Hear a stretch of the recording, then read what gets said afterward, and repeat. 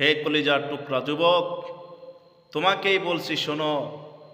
হে প্রাণের প্রিয় বৃদ্ধ বাবা, তোমাকেই বলছি শোনো। এই দুনিয়া কিন্তু থাকার জায়গা না।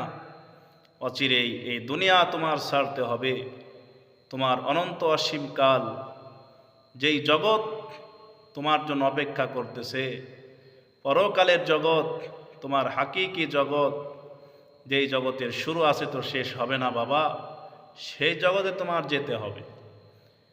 দুনিয়ার কোনো কিছুই তোমার সাথে যাবে না, শুধুমাত্র তোমার সাথী হবে তোমার নেক আমল। আমল নিয়ে যদি কবরে যেতে পারো, আল্লাহর তৈরি জান্নাত তোমার জন্য অপেক্ষা করতেস।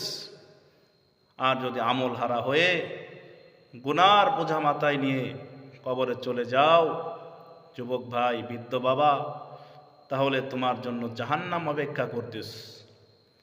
আল্লাহ তাআলা কিন্তু আমাদেরকে জাহান্নামে দেওয়ার জন্য বানায়নি। নিজের দোষেই আমরা জাহান্নামী হয়ে কবরে চলে যাই। আল্লাহ তাআলা কত দয়াবান!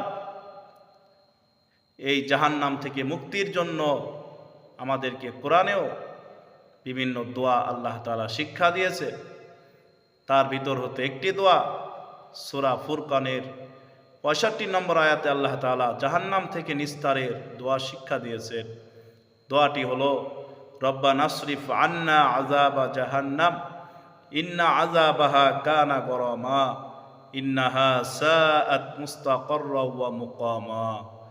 তাই আসুন হে যুবক, হে বৃদ্ধ বাবা, এই দোয়াটি আমরা মুখস্থ করি এবং জাহান্নাম থেকে আল্লাহ তাআলার দরবারে মাপ চাই, নাজাত চাই। আল্লাহ তাআলা আমাদের সকলকে আমল করার তৌফিক দান করুন। আমিন।